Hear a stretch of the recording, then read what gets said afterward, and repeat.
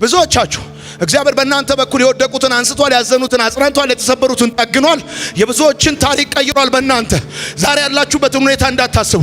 የምትበረቱት ምን ሲሆን መሰላችሁ? ትላንት እግዚአብሔር በእናንተ ለስንት ሰዎች እንደደረሰ እንዳትረሱ። ትላንት እግዚአብሔር በእናንተ በኩል ለስንት ሰዎች በረከት እንዳደረገ እንዳትረሱ። አስታውሱ። ሰይጣን እንደሚዋሽባችሁ አይደላችሁም። ሰው እንደሚላችሁ አይደላችሁም። የእግዚአብሔር ክንድ በእናንተ ተገልጦ ከራሳችሁ አልፋችሁ ለብዙ ሰዎች ማረፊያ ምክንያት ነበራችሁ። ትላንት ከእናንተ ጋር የነበረ እግዚአብሔር ዛሬና ነገ ከእናንተ ጋር ይሆናል። አብሯችሁ ይቀጥላል። አሜን ባሉ።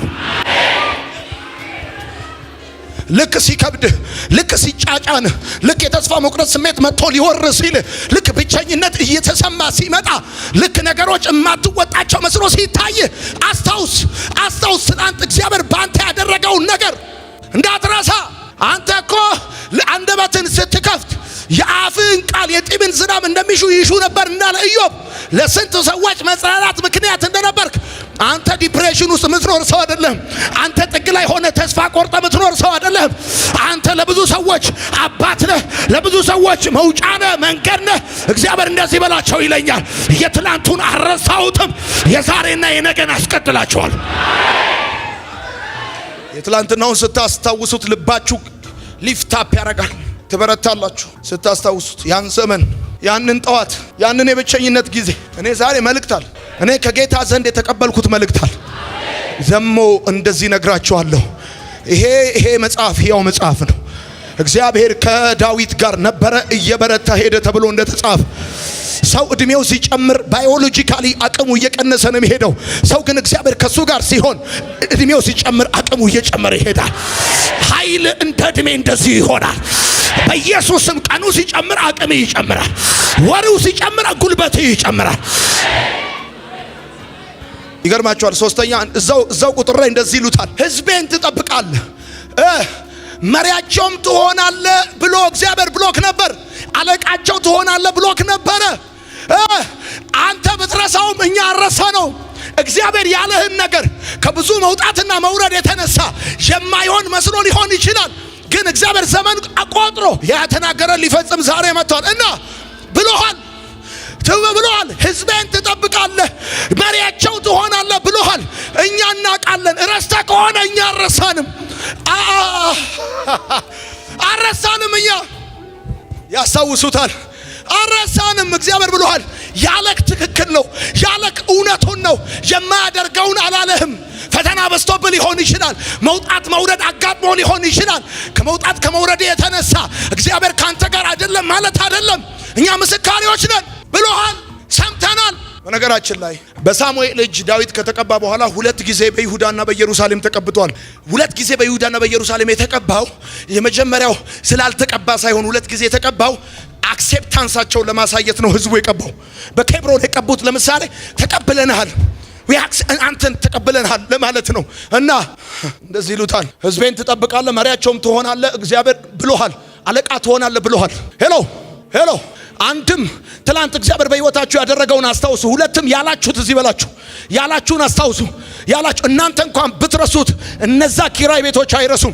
ትላንትናዎቻችሁ አይረሱም። ሰማይና ምድር አይረሱም። ፍጥረት ምስካሪ ነው። ጓደኞቻችሁ አይረሱም። በሰው ፊት በምስካሪ ፊት እግዚአብሔር ብዙ ነገር ብሏቸዋል። እሰራባቸዋለሁ፣ አልተዋችሁም፣ አልጥላችሁም፣ ከፊታችሁ ወጣለሁ፣ ታላቅ ፍጻሜን አይቼላችኋለሁ። እኔ ዛሬ መልእክት አለኝ። እንዳላችሁ እንደዛ ይሆናል። እንደተናገራችሁ እንደዛ ይሆናል።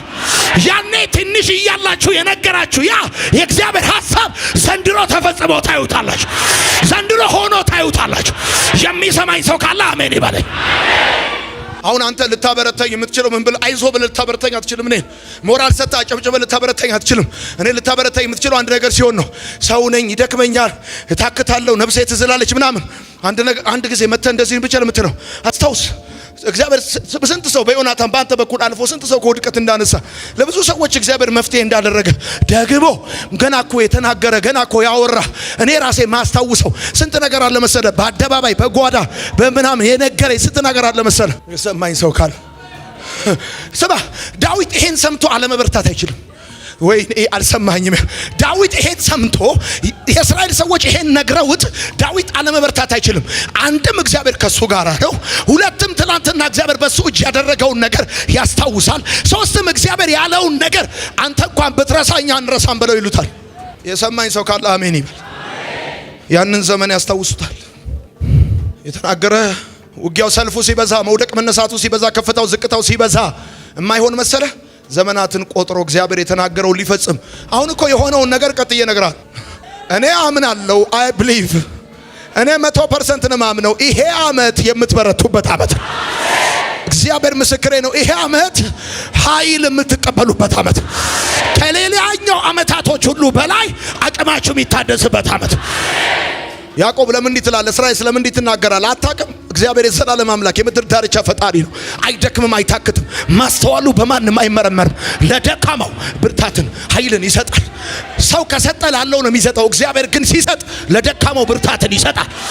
ዛሬ የደከማችሁ አገልጋዮች፣ የደከማችሁ ሰራተኞች፣ የደከማችሁ ወንድሞቼና እህቶቼ እግዚአብሔር አቅምን ይጨምርላችሁ። እግዚአብሔር ጉልበትን ይጨምርላችሁ። እንዴት እንዳገዘው፣ እንዴት እግዚአብሔር አብሮት እንደነበረ ሪመምበር፣ አስታውስ። የሆነ ዱካክ ሲከብ ማድረግ ያለብህ እንደዚህ ነው። ትናንት እግዚአብሔር እንዴት ባንተ አልፎ ስንት ሰዎችን ለህይወታቸው መልስ እንዳደረገ እንዳትረሳ። ከዛ ሲቀጥል ደግሞ ያለህን እንዳትረሳ፣ የነገረህን እንዳትረሳ ብሎሃል። አለቃ ትሆናለህ ብሎሃል። መሪ ትሆናለህ ብሎሃል። የእስራኤልን ሕዝብ ትጠብቃለህ ብሎሃል። ቀጥሎ ባለው ቁጥር ምን እንደሚሉት ታውቃላችሁ? ሶስተኛው ቁጥር ላይ እንደዚህ ይሉታል። የእስራኤል ሰዎች ሁሉ ወደ ዳዊት ወደ ኬብሮን መጡ ይላል። ከዛስ ከዳዊትም ጋር በእግዚአብሔር ፊት ቃል ኪዳን አደረጉ ይላል። በአጭር አማርኛ እግዚአብሔር ካንተ ጋር ሲሆን አንተ አይደለም ወደ ነገሮች የምትሄደው፣ ነገሮች ናቸው ወደ አንተ የሚመጡት። ዳዊት አይደለም ወደ እስራኤል ሰዎች የሄደው፣ የእስራኤል ሰዎች ናቸው ወደ ዳዊት የመጡት። ስለዚህ እኔ እንደዚህ ልባርካ፣ በዚህ ዓመት ነገሮች ወደ አንተ ይመጣል። ወይኔ ነገሩ ወደ አንተ ይመጣል። አንተ አይደለም ወደ ነገሩ የምትሄደው፣ ነገሩ ወደ እጅ ይመጣል፣ ወደ ደጅ ይመጣል፣ ወደ ቤት ይመጣል። ባረኩ፣ በኢየሱስም ይሆንልህ። እንደዚህ ነው የሚለው መጽሐፉ። የእስራኤል ሰዎች ሁሉ ወደ ዳዊት ወደ ኬብሮን መጡ ይልና ከዳዊት ጋር ቃል ኪዳን አደረጉ። ምንድነው ቃል ኪዳን ያደረጉት? እሱ ንጉሳቸው፣ እነሱ ህዝብ ሊሆኑ፣ እሱ መሪያቸው፣ እነሱ ተመሪ ሊሆኑ ቃል ኪዳን አደረጉ። ካሁን በኋላ አንተ ንጉስ ትሆናለህ፣ እኛ ህዝብ እንሆናለን። አንተ መሪ ትሆናለህ፣ እኛ ተመሪ እንሆናለን። ሰሚት እናደርጋለን። እግዚአብሔር ካንተ ጋር ከሆነ አንተ አይደለም ወደ ነገሮች የምትሄደው፣ ነገሮች ናቸው ወደ አንተ ይመጡት። ዳዊት ቀቡኝ አላለም። ዳዊት አንግሶኝ አላለም። እናንግስ ነው ያሉት፣ እንቀባ ነው ያሉት። አርጉልኝ አትልም፣ ስጡኝ አትልም፣ እንስጥ ነው የምትባለው። ወይኔ በጌታ በኢየሱስ ይሄ የልመና ዓመት አይደለም። አሜን በል በደንብ አድርገን። ቀቡኝ አይደለም ያለው፣ አንግሶኝ አላለም። እናንግስ፣ ቃል ኪዳን እናድርግ ካንተ ጋር። እግዚአብሔር ካንተ ጋር ነው። የዛሬው የመልእክቱ እምብርት ጋር ደርሻለሁ። አሁን መጽሐፉ እንደዚህ ይላል። ቀጥሎ ዳዊትም በነገሰ ጊዜ የ30 ዓመት ልጅ ነበር ይላል። ዳዊት በነገሰ ጊዜ ይላል የ30 ዓመት ልጅ ነበር። ይገርማል። ኔሽን አክሴፕት ያደረገው የ30 ዓመት ጎረምሳ። አሁን አክሴፕታንስ ብዬ ስለ ጺሙን አይተው አይደለም አክሴፕት ያደረጉት፣ ቅባት አለበት ነው፣ መገኘት አለበት ነው፣ የእግዚአብሔር ህልውና አለው አብሮት። አሜን በል በደንብ አድርግ። እድሜ ጠገብ መሆኑን አይተው አይደለም አክሴፕት ያደረጉት። ህዝብ ወጥቶ እንገዛልሃለን፣ መሪያችን ትሆናለህ፣ ካንተኛ ተከታዮች እንሆናለን ሲሉት የእግዚአብሔር አብሮት ስለነበር። አሁን ምን መሰላችሁ ዋናው ጉዳይ? ዳዊት ሲነግስ የ30 ዓመት ወጣት ልጅ ነበር ነው የሚለው። እንደውም ቃሉ የ30 ዓመት ልጅ ነበር ይለዋል። ኦኬ፣ የሚገርማችሁ ነገር ልንገራችሁ። ይሄው መልእክቴ ይሄ ነው። ዳዊት ካለፈበት የመከራ ዘመን ይልቅ ያለፈበት የክብር ዘመን ረዥም ነው። የነገሰው 40 ዓመት ነው። በመከራ ውስጥ ያለፈው 30 ዓመት ነው። የክብር ዘመንህ ረዥም ነው። አሜን በል። ይሄ ላንተ ያለኝ መልእክት ነው። አሜን በል። የክብር ዘመንህ ረዥም ነው። የክብር ዘመንህ ብዙ ነው። የክብር ዘመንህ ብዙ ነው። አሜን ይባላል። ከመከራ ዘመን ይልቅ የክብር ዘመን ብዙ ነው። ከለቅሶ ዘመን ይልቅ የሳቅ ዘመን ብዙ ነው። ከማጣት ዘመን ይልቅ የማግኘት ዘመን ብዙ ነው። ከችግር ዘመን ይልቅ የበረከት ዘመን ብዙ ነው።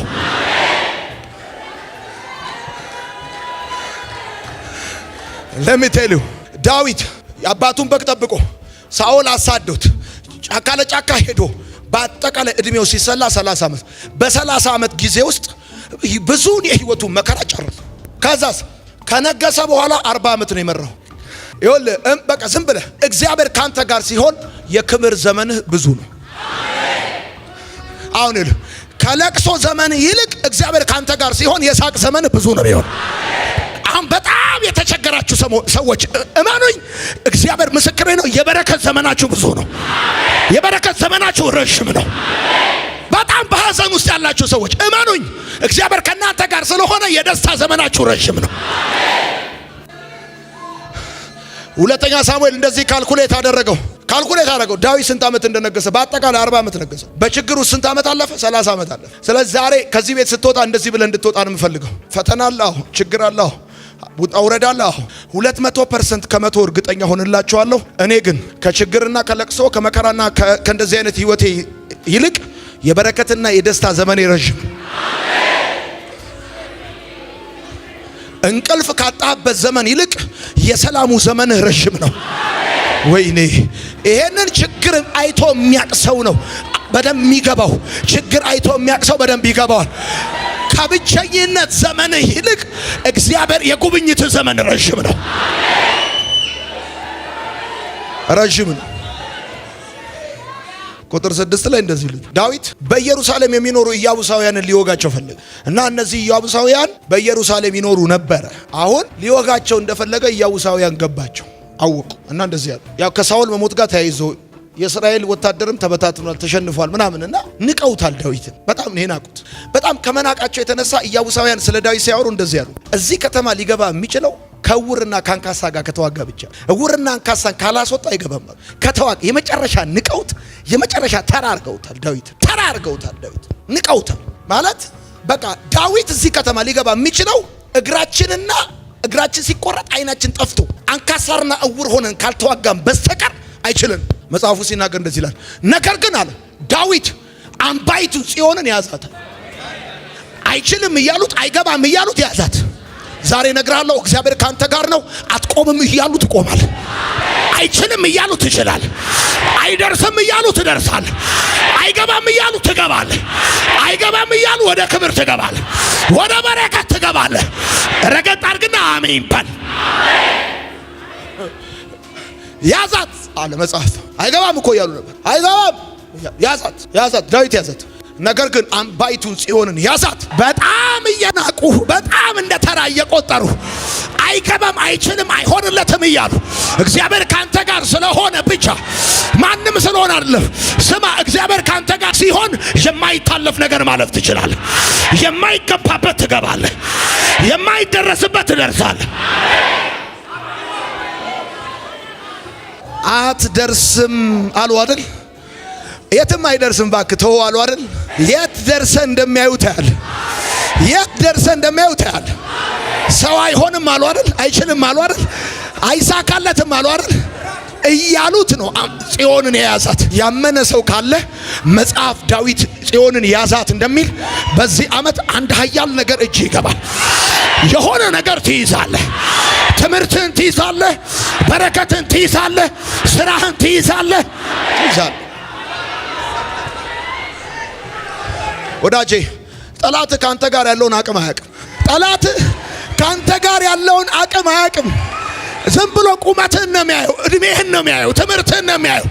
አንድ ግን የዘላለም እጅ አለ፣ ኤልሻዳይ እጅ አለ፣ የማይደክም እጅ አለ፣ የማይዝል እጅ አለ። የእግዚአብሔር እጅ በጠላቶቻችሁ ላይ ይዘረጋል።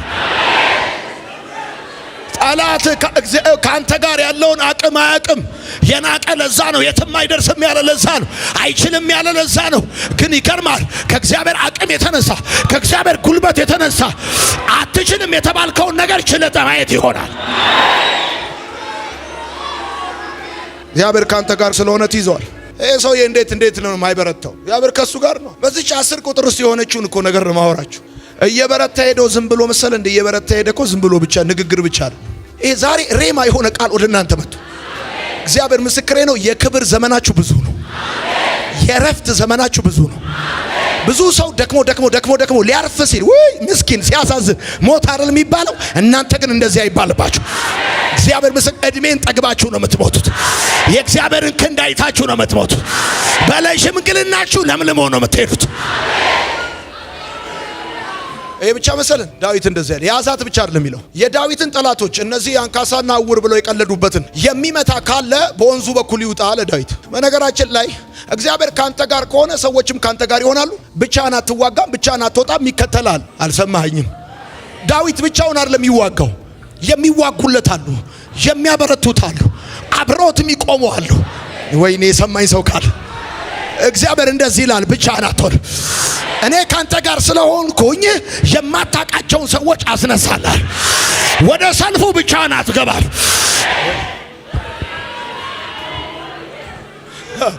የሆኑ ሰዎች ዳዊትን ተከትለው ወጡ፣ አብረውት ሊዋጉ ወጡ።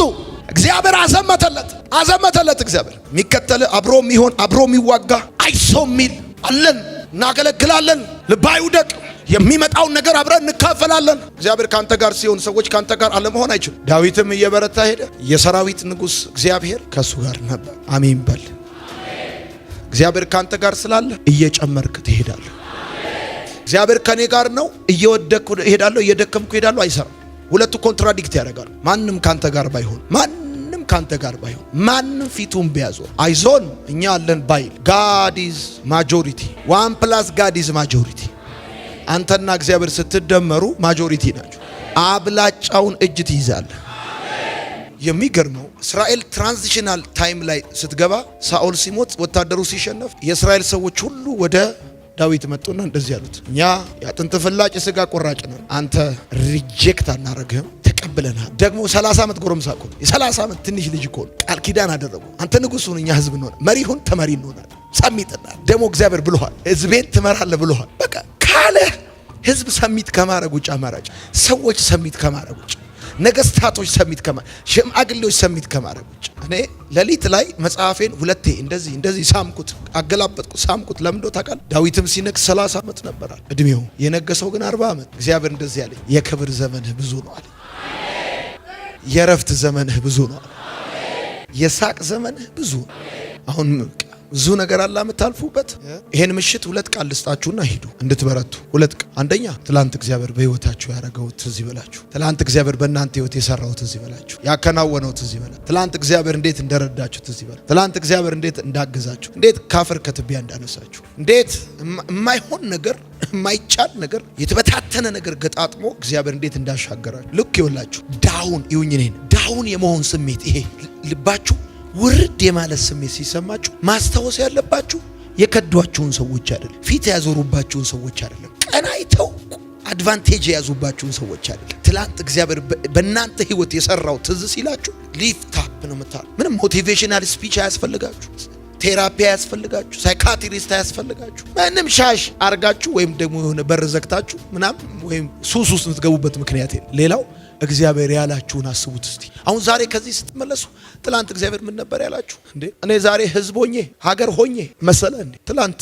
ምስኪን ጃፖኒ አድርጌ ዩኒፎርሜን እዚህ ላይ እንዳደረኩ አንተ ልጅ ተብዬ የሆነ የጭቃ ቤት ሰርቪስ ክፍል ውስጥ ስለ ሀገር ያወራኝ እኮ እግዚአብሔር ሰርቪስ ቤት ጭቃ ውስጥ ስለ ዓለም ስለ ትውልድ አንተ ብትረሳ እኛ አንረሳ። እናውቃለን ትመራለህ ብለዋል። ይገርማል። ዘንድሮ እቀመጣለሁ ብትል እንኳን ሲናገር የሰሙ ሰዎች አያስቀምጡ። እግዚአብሔር ሲያወራ የሰሙ ሰዎች አያስቀምጡ። ኢየሱስ ወይኔ እኔ ጌታ። እኔ አሁን ማያቸው ልጆች አሉ እንደዚሁ መጽሐፍ ሲናገር እንደዚህ ይላል፣ ደካማውን እንደ ዳዊቱንም እንደ መልአክንም እንደ አምላክ በፊታቸው ለውጠዋል። ምን ማለት? በጣም ደካማ የሆነውን ሰውዬ እንደ ዳዊትን እንደ መልአኩን እንደ አምላክ በፊታቸው ለውጠዋል። አንዳንድ ሰዎች እንደዚህ እያያችኋቸው እናንተም ሰዎች እያዩአችሁ እንደዚሁ ትለወጣላችሁ። አስታውስ። መበርታት ከፈለክ ማስታወስ ያለብህ እግዚአብሔር በአንተ ህይወት ያደረገውንና እግዚአብሔር ላንተ የተናገረውን ነገር። ምን ብሎሃል እግዚአብሔር? ምን ነበር ያወራህ እግዚአብሔር ትላንት በልጅነትህ? ትላንት ከዛ በኋላ ከመውጣት ከመውረድ የተነሳ ያለክ ነገር የማይሆን ሊመስል ይችላል። ግን ዘመን ቆጥሮ ጊዜ ቆጥሮ የተናገረው ሊፈጽም ሙሽሪት ወደ ሙሽራ እንደምትመጣ ይሄ ህዝብ ዳዊት አይደለም አድርጉኝ ያለው፣ ንጉሥ አድርጉኝ አላለም፣ ቀቡኝ አላለም፣ አንግሱኝ አላለም። ከኔ ጋር ሁኑ አላለም። ተከተሉኝ አላለም። የእግዚአብሔር ሰዓት ሞላ። እግዚአብሔር እጅ ላይ ያለው ሰዓት ሞላ። ጊዜው መጣ። ስጀምር አንድ ቃል ነግሬያችሁ ነበር። እሱን ተናግሬ ጨርሳለሁ። በብዙ ሰዎች ህይወት ታይቶ አይታወቅም። 3 ጊዜ ነገስታቶች 3 ጊዜ ተቀብተው አያውቁ። በዳዊት ህይወት ነው ይሆን። ስለዚህ በዚህ ዓመት የብርታት ዓመታችን ነው። ሪጀክሽን ወደ ፕሮሞሽን፣ አክሴፕታንሳችሁ ይጨምራል። የክብር ዘመናችሁ ብዙ ነው። የክብር ዘመናችሁ ረዥም ነው። የክብር ዘመናችሁ የሳቅ ዘመናችሁ። አሁን ከአንዳንዶቻችሁ ጋር እጅቼ ሁሉ ነው የምንገናኘው። የሳቅ ዛሬያችን በትዝታ እያስታወሰ